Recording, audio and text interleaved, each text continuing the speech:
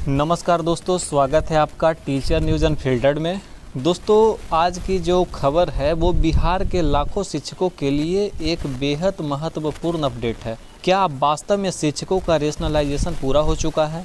क्या जुलाई में ट्रांसफ़र प्रक्रिया शुरू होने वाली है या फिर ज़मीनी हकीकत अखबारों से बिल्कुल अलग है? आज की इस रिपोर्ट में हम आपको दिखाएंगे न्यूज़पेपर क्या कह रहे हैं, जिला शिक्षा पदाधिकारी की नोटिस क्या कह रही है और शिक्षा मंत्री के ताज़ा बयान का क्या मतलब निकलता है। वीडियो को अंत तक जरूर देखिएगा क्योंकि बीच में छूट गई एक भी जानकारी आपके लिए बेहद महत्वपूर्ण हो सकती है। दोस्तों, आपसे एक रिक्वेस्ट है कि वीडियो को लाइक करके जिस भी ग्रुप में आप जुड़े हुए हैं उसमें शेयर कर दीजिए ताकि ज़्यादा से ज़्यादा लोगों तक यह वीडियो पहुंच सके। और सबसे महत्वपूर्ण, अगर आप चैनल पर नए हैं तो चैनल को सब्सक्राइब जरूर कर दीजिएगा। दोस्तों, सबसे पहले अखबारों की खबर पर ध्यान देते हैं। देखिए, पहला जो न्यूज़पेपर का कटिंग है उसमें कह रहा है शिक्षकों के ऐच्छिक स्थानांतरण की उल्टी गिनती। एक तो ये हो गया। दूसरा खबर जो छपा है दोस्तों उसमें है कि राहत शिक्षकों के तबादले की बाधा दूर।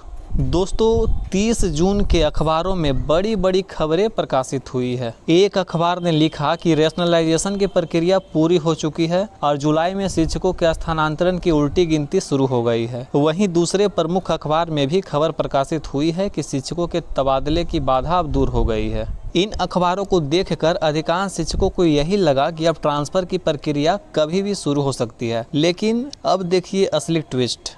अखबारों की खबर के बाद 30 जून 2026 को जिला शिक्षा पदाधिकारी मुजफ्फरपुर की ओर से एक नया आधिकारिक पत्र जारी किया गया। यहीं से पूरा मामला दिलचस्प हो जाता है।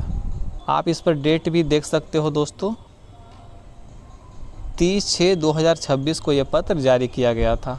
दोस्तों, इस पत्र का जो विषय है वो शिक्षकों के पदस्थापन समानुपातिकरण यानी रैशनलाइजेशन एवं स्थानांतरण हेतु रिक्तियों की गणना। यानी अगर अब भी रिक्तियों की गणना कराई जा रही है तो सबसे बड़ा सवाल यही उठता है कि क्या रैशनलाइजेशन वास्तव में पूरा हो चुका है? नोटिस में क्या कहा गया है? दोस्तों, नोटिस में स्पष्ट निर्देश दिया गया है कि सभी विद्यालय बार, वर्ग बार, संकाय बार, छात्र छात्राओं की संख्या तथा विषय बार शिक्षकों की जानकारी ई शिक्षा कोर्स पोर्टल पर अपडेट करें। इसी डाटा के आधार पर मानक संख्या तय होगी, रेशनलाइजेशन किया जाएगा, रिक्तियों की गणना होगी और उसके बाद स्थानांतरण की प्रक्रिया आगे बढ़ेगी। यानी यह प्रक्रिया अभी भी डेटा अपडेट और सत्यापन के चरण में ही दिखाई दे रही है। दोस्तों, इस पत्र में सभी विद्यालयों को निर्देश दिया गया है कि 1 जुलाई से 3 जुलाई 2026 के भीतर यानी कि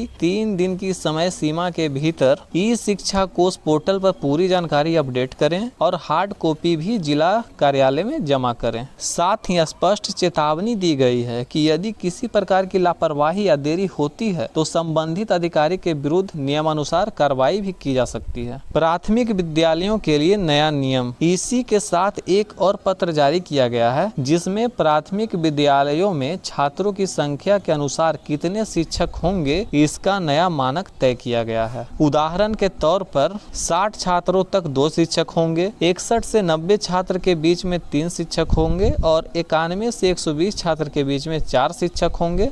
121 से 150 के बीच में 5 शिक्षक होंगे और 150 से अधिक बच्चे होने पे 5 शिक्षक तथा 1 प्रधान शिक्षक होंगे। साथ ही छात्र शिक्षक अनुपात 30:1 से अधिक नहीं रखने की बात कही गई है।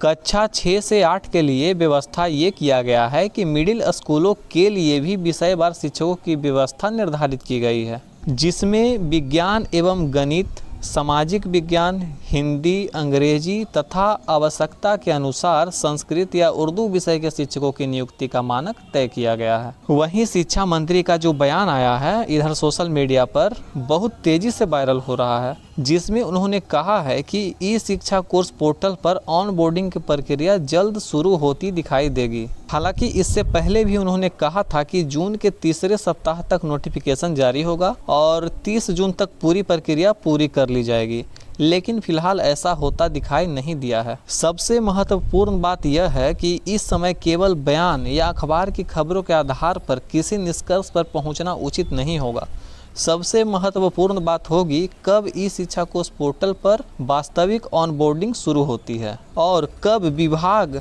आधिकारिक रूप से ट्रांसफर प्रक्रिया प्रारंभ करता है। जब तक विभाग की ओर से अंतिम आदेश जारी नहीं हो जाता तब तक शिक्षकों को आधिकारिक अपडेट का इंतजार करना चाहिए। दोस्तों, इस वीडियो का निष्कर्ष फिलहाल उपलब्ध दस्तावेजों के आधार पर इतना स्पष्ट है कि कई अखबार रैशनलाइजेशन की पूरी होने की बात कह रहे हैं, लेकिन मुजफ्फरपुर से जारी ताज़ा नोटिस बताती है कि अभी भी डेटा अपडेट, मानक निर्धारण और रिक्तियों की गणना का कार्य जारी है। अब देखने वाली बात होगी कि क्या अन्य जिलों से भी इस प्रकार के आदेश जारी होते हैं, क्या फिर विभाग सीधे ऑनबोर्डिंग और ट्रांसफर प्रक्रिया शुरू करता है। जैसे ही कोई आधिकारिक अपडेट आएगी सबसे पहले आपको टीचर न्यूज अनफिल्टर्ड पर पूरी जानकारी मिलेगी। अगर वीडियो पसंद आया हो तो इसे लाइक ज़रूर करें, ज़्यादा से ज़्यादा शेयर करें ताकि सभी शिक्षकों तक सही और आधिकारिक जानकारी पहुंचे। अगर आपने अभी तक चैनल को सब्सक्राइब नहीं किया है तो अभी सब्सक्राइब करें और बेल आइकन दबा दें। आपको क्या लगता है, क्या जुलाई में ट्रांसफ़र प्रक्रिया शुरू हो जाएगी? अपनी राय कमेंट में ज़रूर बताइएगा। मिलते हैं अगली बड़ी अपडेट के साथ, तब तक के लिए आपसे विदा चाहता हूँ। धन्यवाद।